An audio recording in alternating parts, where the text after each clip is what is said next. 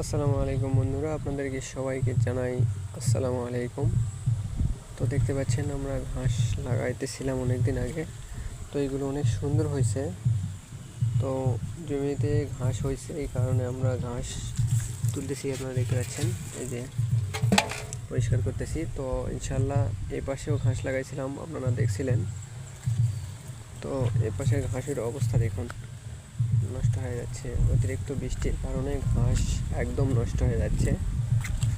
তো কি বলবো, একদিন আকাশ ভালো থাকলে 7 দিন পানি হয়। তো এই কারণে আমাদের ঘাসের অবস্থা খুব খারাপ। তো আমাদের পর্যাপ্ত পরিমাণ ঘাস থাকার কারণে অন্য আরও জমিতে ঘাস আছে, এই কারণে আমাদের সমস্যা হচ্ছে না। তবে সামনে মনে হয় সমস্যার মধ্যে পড়ে যাব। তো ভিডিওগুলো ভালো লাগলে সবাই আমাদের জন্য দোয়া রাখবেন। আশা করি ভিডিওগুলো ভালো লাগবে, পাশেই থাকবেন ইনশাল্লাহ। আসসালামু আলাইকুম।